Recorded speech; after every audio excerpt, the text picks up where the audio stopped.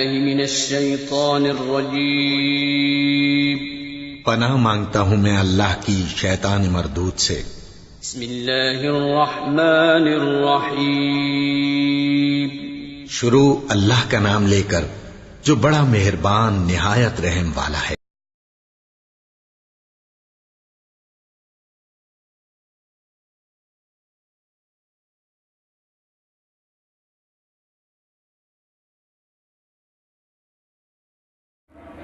الحمدللہ وحدہ والصلاۃ والسلام علی من لا نبی بعدہ۔ حیدرآباد کے دیوبندی جو اپنے آپ کو بہت بڑے علامہ اور مناظر اور شیخ الحدیث اور پتہ نہیں کیا کچھ سمجھتے ہیں، جناب مولوی عبداللطیف صفدر حیاتی دیوبندی صاحب، تو ان کی ایک ویڈیو کا جو یوٹیوب پہ موجود ہے رفع الیدین کے حوالے سے ہمارے شیخ جناب محمد ابراہیم ربانی حفظہ اللہ تعالی نے جواب دیا اور بڑے مدلل دلائل سے جواب دیا تھا، اور سارے دلائل پیش کیے تھے جو حضرت جی نے دلائل پیش کیے تھے اپنے ترک رفع الیدین کے حوالے سے۔ ان کے جواب الجواب میں شیخ ابراہیم ربانی حفظہ اللہ تعالی نے جواب پیش کیے تھے ان کی اپنی کتابوں سے، ان کے اپنے اصولوں سے، لیکن حضرت جی نے رائے فرار اختیار کیا اور کسی بھی بات کا جواب دینے کے بجائے اپنے ایک نکمے شاگرد، ایک اپنے ناکارہ شاگرد کو بٹھا دیا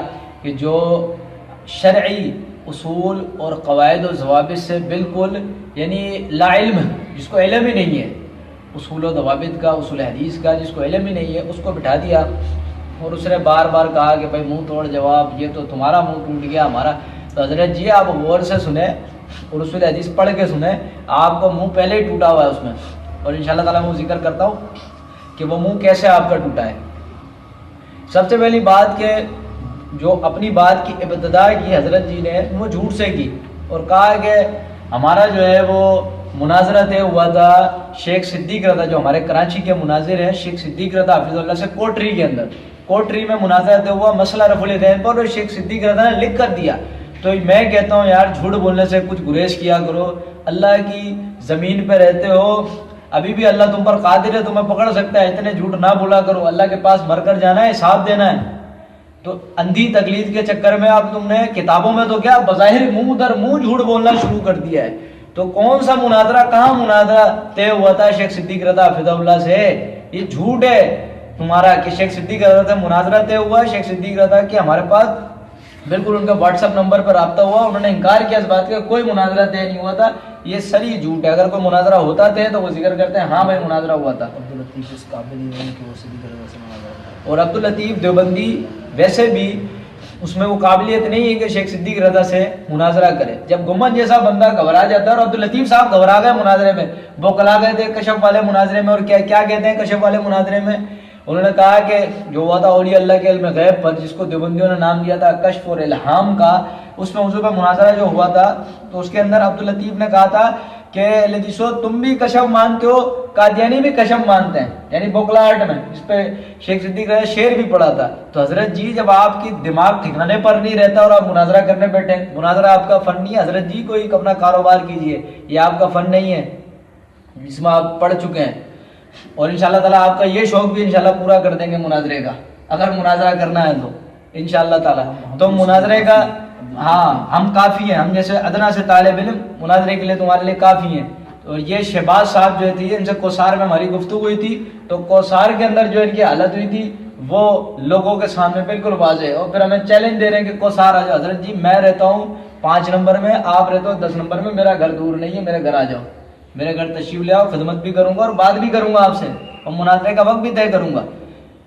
باقی جو کوثار میں بات ہوئی تھی وہ لوگوں کے سامنے سب نے یہ بات، جو ان کے ساتھ آیا ہوا بندہ کہہ رہا تھا، بولا میں مجھے تو بندہ لے کر آیا، میں تو اس کے ساتھ آ رہا نہیں تھا، شہباز کے ساتھ ایک لڑکا آیا تھا کوثار میں، اور یہاں پر ایک عیسائی سے مسلمان ہونے والے بندہ تھا، اس کا نام تھا احسن۔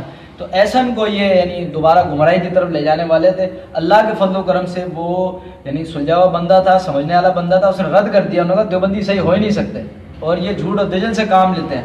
میں انشاءاللہ الحمدللہ کافی کتب لے کے گیا تھا ان کی، جس میں ان کے کفر یا شرکیہ عقائد ہیں، تو باقی وہ ایک الگ موضوع ہے۔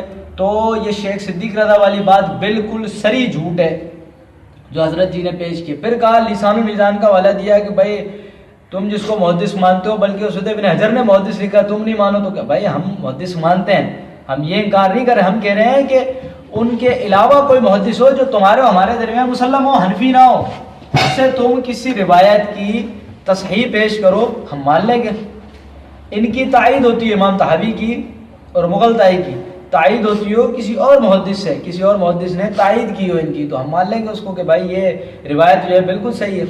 جہاں پر یہ منفرد ہوں وہاں ان کی تصحیح نہیں مانیں گے، کیونکہ یہ شدت پسند مقلد تھے اور اپنے مسلک کی وجہ سے احادیث کی باطل تعویلات کرتے تھے اور اس میں ناانصافی سے کام لیتے تھے. اور ان کے دور کے محدثین نے ائمہ نے ان کا رد بھی کیا ہے. ہم ان کی تصحیح کو تب مانیں گے جب دیگر ائمہ ان کے ساتھ ہوں. تو جب کسی روایت کی تصحیح ابن حمام سے یا دیگر احناف کے علماء و فقہاء سے پیش کرو تو اس کے ساتھ کسی محدث کی تصحیح بھی پیش کرو، کسی اور محدث کی جس نے اس روایت کو صحیح کہا ہو، اس کی تصحیح کی ہو. اور اگلی بات، حافظ ابن حجر اسقلانی علیہ رحمہ کی تصحیح پیش کی تھی تو ہمارے شیخ ابراہیم ربانی حفظہ اللہ تعالیٰ نے ان کے مناظر کی کتاب کا حوالہ دیا تھا. انشاءاللہ وہ اس کے نام کے سامنے آ جائے گا. ان کی مناظر کی کتاب کا حوالہ دیا تھا امین صفدر اقاڑ بھی، جس کو ایک وقت تک اور آج تک میرے خیال سے وکیل حناف مانتے ہیں، دیوبندی حضرات وکیل حناف مانتے ہیں. اس کی کتاب تھی تجلیات صفدر، جہاں اس نے لکھا ہے کہ کسی روایت کی صحت کے لیے راویوں کا ثقہ ہونے سے یہ لازم نہیں کہ روایت صحیح ہو. اور اس کا یعنی اس کا جواب آپ نے کچھ بھی نہیں دیا. روایت اقاڑوی نے اصول بیان کیا ہے کہ راویوں کے ثقہ ہونے سے لازم نہیں ہوتا کہ روایت صحیح ہو. تو حضرت جی اس کا جواب دیجئے، یہ گول کر گئے آپ بات، آپ نے جواب نہیں دیا کوئی بھی اس کا.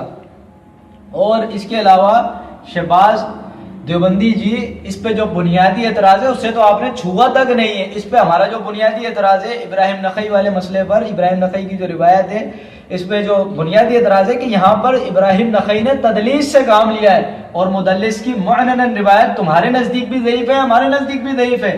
تمہاری کتابیں بھری پڑی ہیں، دیگر کتابوں میں خزائن السنن میں اور دیگر کے سرفراز نے اور دیگر نے یہ اصول ہے اور یہ اصول محدثین ہے کہ کسی روایت کا راوی اگر مدلس ہو اور وہ تدلیس سے وہاں کام لیتا ہے، صیغہ عن سے روایت کرتا ہے، تو اس کی روایت بالاتفاق ضعیف ہوتی ہے اگر کوئی سماع کی تصریح نہ ہو.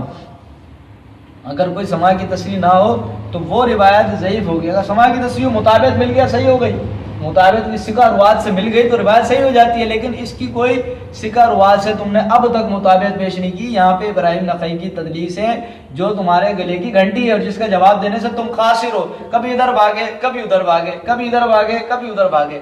تو اس سے کچھ نہیں ہوگا. حضرت جی اس کا جواب دیجئے.